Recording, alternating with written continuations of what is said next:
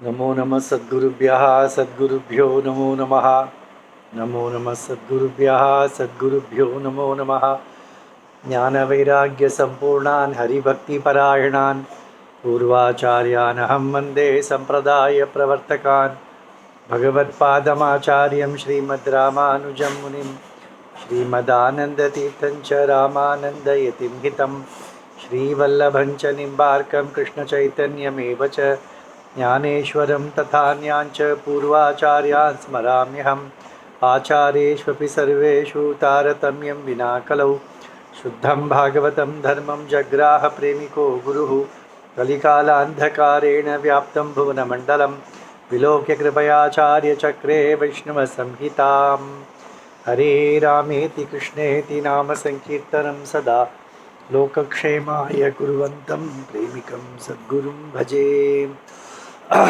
श्री अन्ना द्वारा विरचित श्री वैष्णव संहिता के अष्टम भाग का 9वां अध्याय तुकाराम महाराज के अध्याय चरित्र ही को ही अन्ना कह रहे हैं।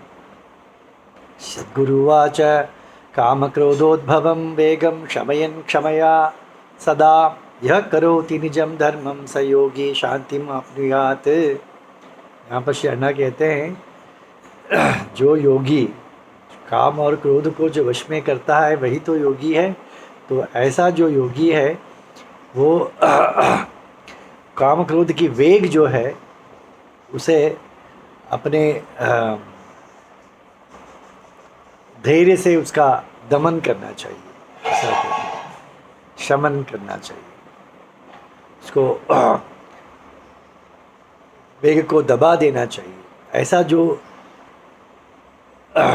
काम क्रोध के वश में न होकर अपने धर्म का पालन करता है वह योगी ही शांति को प्राप्त होता है। इसलिए शाना कहते हैं अति घोरम तपः कृत्वा विश्वामित्रादयः पुरा काम क्रोध समुद्विग्ना नष्टाः किल मुहुर्मुहुः।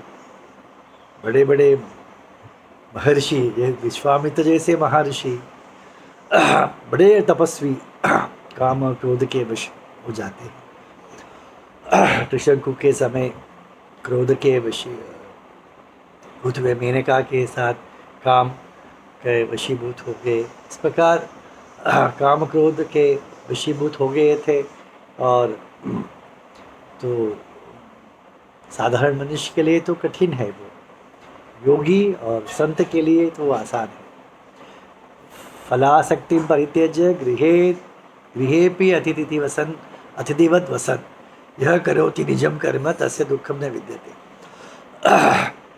काम क्रोध की वशीभूत करने के लिए जंगल जाने की जरूरत नहीं है, ऐसा श्री अन्ना कहते हैं। फल की आशा के बिना गृहस्थी में ही रहकर जो अपने कर्म को करता है वह दुख से परे होता है।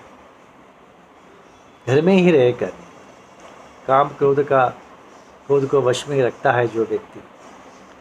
केचित् अन्य गृहेष्वेव दृश्यन्ते क्षमयान्विताः किंतु पुत्रकलत्रेषु वर्तन्ते कुपिताः सदा। यहाँ पर श्री अन्ना कहते हैं कुछ लोग ऐसे होते हैं बाहर किसी से मिलते समय बहुत ही शांत स्वभाव के होते हैं, पर घर आते ही अपने पत्नी बच्चों से अपना क्रोध व्यक्त कर देते हैं। वह अधीनेषु जनेष्वेव नाना दोषयुक्तेष्वपि यह करोति क्षमां शश्वत समर्थः सह ही पंडितः। कहते हैं अपने घर के लोग अपने जो अधीन है, बच्चे पत्नी पति के अधीन होते हैं ना अपने, किंवा एक मैनेजर होता है उसके नीचे काम करते नौकर होते हैं। इस प्रकार अपने जो अधीन लोग होते हैं वे दोषयुक्त होने पर भी उनसे भी क्षमा से बर्ताव का व्यवहार करना, ये जो करता है करने में जो समर्थ है वही वास्तव में पंडित है, ऐसा श्री अन्ना कहते हैं। जीजाबाई थी विख्याता पत्नी सद्गुण संयुता पतिव्रता महाभागा तुकाराम महाराज के पतिव्रता पत्नी थी जीजाबाई, जिनका नाम था। पित्राजितेषु द्रव्येषु विनष्टेषु च सर्वशः भूषणान्यपि विक्रीय गृहकृत्यं चकार सहा। पित्रार्जित जो धंधा दुकान था वह सब तुकाराम महाराज ने सबको मुफ्त में देकर बड़े नुकसान हो गया था उन्हें। घर गृहस्थी चलाने के लिए भी पैसे नहीं थे, तो जीजाबाई ने अपने गहनों को बेचकर घर चलाया था। दारिद्र्येण कृन्नापि भर्तारं निज बालकान् प्रेम्णैव पोषयामास कोपतापविवर्जिता। देखिए महाभागा पतिव्रता कैसी थी, दरिद्रता थी घर में, फिर भी अपने पति को सम्मान देती थी, अपने बच्चे का भरण पोषण करती थी और क्रोध और ताप से वर्जित थी। विरुद्ध लोक वेदेस्मिन् विठ्ठल ध्यान तत्परे कुर्वन्ति बहुमानञ्च सर्वं भारं बिभर्ति सा। वह जानती थी हमारे पति लौकिक और वैदिक कर्मों से उठ गए हैं, कि अतीत हो गए हैं, तो कुटुंब का भार उन पर नहीं ढोना चाहिए, तो स्वयं अपने कंधों पर कुटुंब का भार ढोती थी वह पतिव्रता महाभागा। तुकारामः क्वचित् गत्वा दास्यञ्च चक्रेऽपि कस्यचित् उञ्चवृत्तात् मुन्तावात्मनश्च न अधिकारं स्मरन् प्रभु। घर तो चलाना है, ब्राह्मण हो तो वह उच्चवृत्ति कर सकता है।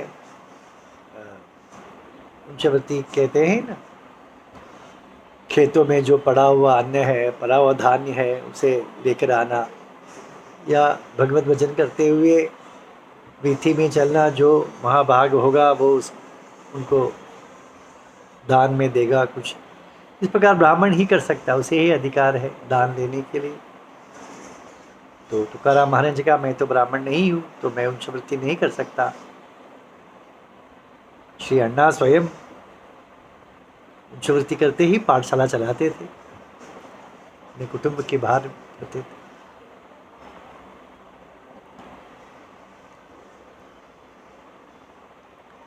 तो तुकाराम क्या करते थे, किसी के यहाँ जाकर नौकरी कर लेते हैं, ऐसा विचार करके कोई गन्ने का बड़ा जिसके पास खेत था उसके पास जाकर रखवाली करने का काम करने लगे। तुकारामस्य महात्म्यं ज्ञात्वा क्षेत्रपतिश्च सह क्षुदण्डान् ददौ प्रेम्णा बहु तस्मै महात्मने। जब धनिक को पता चला कि तुकाराम महाराज आकर यहाँ पर रखवाली के काम करते हैं, तो उसकी महात्म्य को जानता था, तो उसने गाड़ी भर के गन्ने को दिया, कहा कि महाराज आप ले जाइए, इसे बेच के अपना घर चलाइए। विक्रेतु कामो भक्तश्च स्वारोप्य शकटम चतान आर्यया चोरितस्तूर्णम पंडरी क्षेत्र मांगता।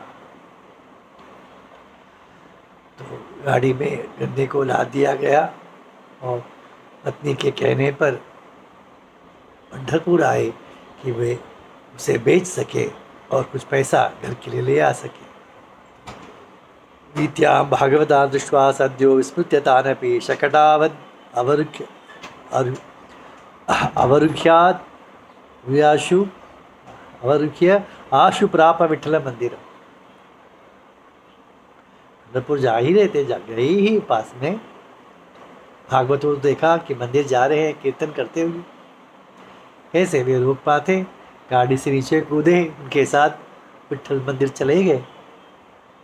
तावत् सर्वे बालका च कुतूहल समन्विताः इक्षुदंडान समादाय भक्षयामासुरादरा। गाड़ी तो खाली है, उस पर कोई आदमी तो नहीं है, गन्ने तो पड़े हैं, तो बच्चे ने सब उठा लिया, अपने खा लिया सब लोगों ने। गायन नृत्यं प्रेम पूर्वं कृत्वा विठ्ठल दर्शनम पुनरागत्य भक्तोपि ददर्श शकटम निजम। तुकाराम महाराज मंदिर गए, कीर्तन किया, नाचे गाए, फिर उन्हें स्मरण हुआ, अरे शकट गाड़ी तो बाहर छोड़ी है हमने। तो बाहर आके देखा, उसमें एक ही दन्ना बचा था। एकमेव इक्षुदंडम तम अवशिष्टम निलोके सहा क्षुद पिपासा पीड़ितोपि स्वगृह पुनराय। भूख से भी मारे जाने लगे थे, एक ही तो वहाँ पर गन्ना पड़ा था गाड़ी में। ठीक है, उसे लेकर आए, घर आए। उक्त्वा बालक वृत्तांतम कृतम विठल दर्शनम एकमेव इक्षुदंडम तम भार्याये प्रददो महा। उन्होंने बड़ी खुशी से अपने पंढरपुर यात्रा के बारे में कहा। मैं गया वहाँ पर पांडुरंग को देखा, कैसा है वो, नाचा गाया, कीर्तन किया। तो क्या हुआ, ये सब बच्चे खा गए तो एक ही तो बच गया है, ऐसा करके अपने पत्नी को उन्होंने वो दिया। तम दृष्ट्वा परमं कोपम अवाप्यापि पतिव्रता पतिमुन्मत्त वृत्तान्तं प्रावोचत तर्जयन्ते। परंतु अब उसने अपने धैर्य खो दिया। जीजाबाई ने, बच्चे भूखे हैं, पति भूखा है, तो और अपना पति देखो कैसा है, उन्मत्त पागल जैसा सब छोड़ छाड़ कर आ गया। तो गुस्से में उसने कहा, जीजाबाई उवाच ईदृशं मंदबुद्धिं त्वां भर्तारं प्राप्य दुर्भगा सीदामि गृहभारेण चिन्ताकुलितमानसा। मैं दुर्भाग्यवती हूँ, तुम जैसे पति मुझे प्राप्त हुआ है। सदा चिंता में ग्रस्त रहती हूँ, घर कैसे चलाऊं। येन केन प्रकारेण पोषयामि च बालका त्वं तु सर्वं परित्यज्य विठ्ठलं भजसे तदा।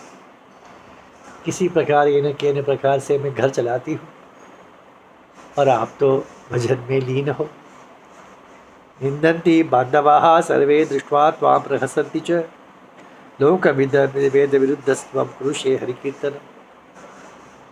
लोग आपका परिहास करते हैं, आपके बंधु आपकी निंदा करते हैं, घर चलाते नहीं आता है, परंतु आप तो सब भूलकर हरि कीर्तन करते रहते हैं। एकैनैव इक्षुदंडेन किं फलं दुर्मते मम क्षुत्क्लांत जठराग्नि अत्र बालकैः सह दुखिता। इस एक गन्ने से क्या होगा, बच्चे आप में सब भूखे ही हैं। श्री सद्गुरुवाच इत्युक्त्वा कोपवेगेन तमादाय ससंभ्रम आजगान च बद्धान प्रशांत हृदय। तो गुस्सा ज़्यादा ही हो गया उस दिन, तो उस गन्ने से ही